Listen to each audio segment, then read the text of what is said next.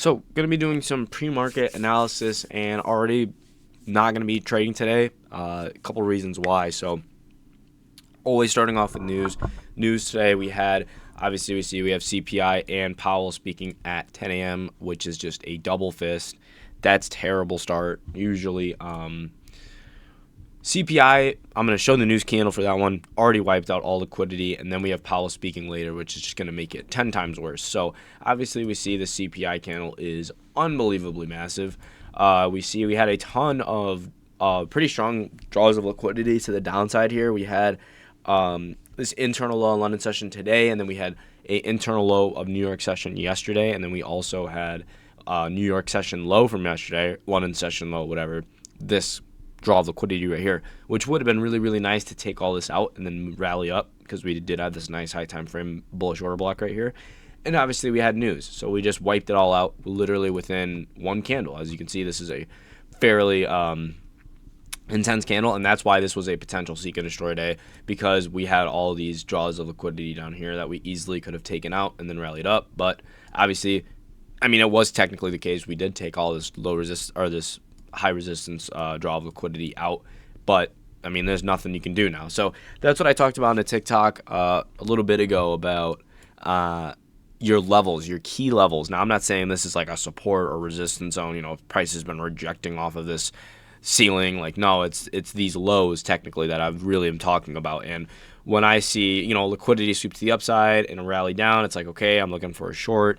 But then if I don't like find an entry after it sweeps maybe these highs right here and then rally down and it takes out these lows also, then it's like I have no trades for the day, right? We already took out a high, we already took out the session low. It's like, what do you even trade at that point, right? So this is the same concept. We already took out all these lows. These probably would have been targets. These would have been take profit areas of, you know, this potential.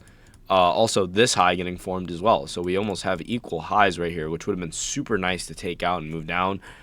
Same way the other way, taking these out. And then like one of these were going to get taken out, right? We already seen London session was starting to pump up a little bit. We ended up getting this candle all the way up here. So probably would have thought, hey, we're going to take these out and then rally down.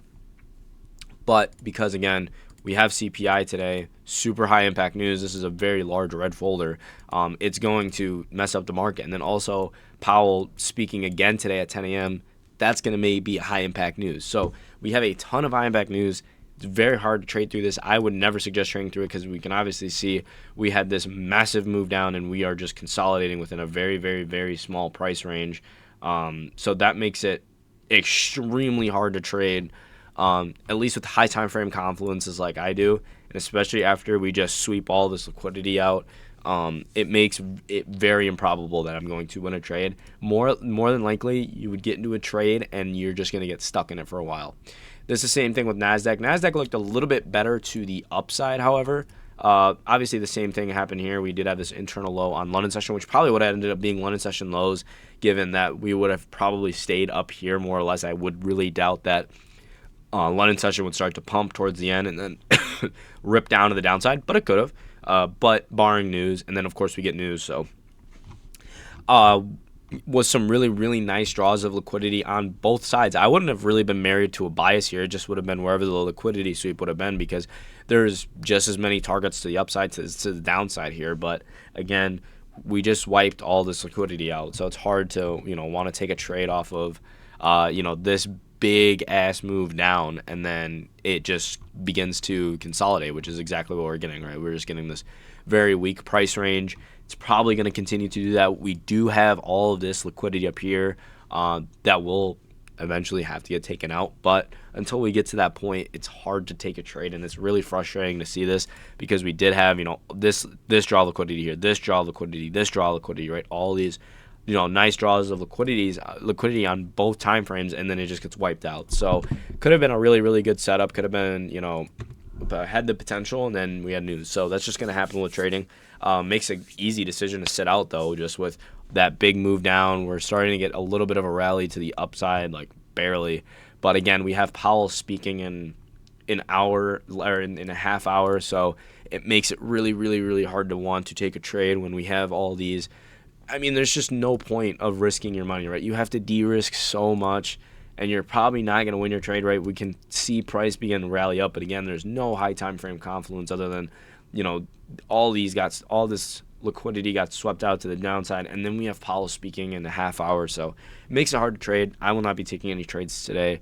But again, it'll be interesting to see what ends up happening the rest of the day. So today we have CPI, tomorrow we have PPI. It's just very, very frustrating. But that's part of the game. That's part of trading. So you just have to learn to be patient, and that's going to be it for Daily Bias. I guess you could say this is a trade recap as well, but I'll just put in Daily Bias.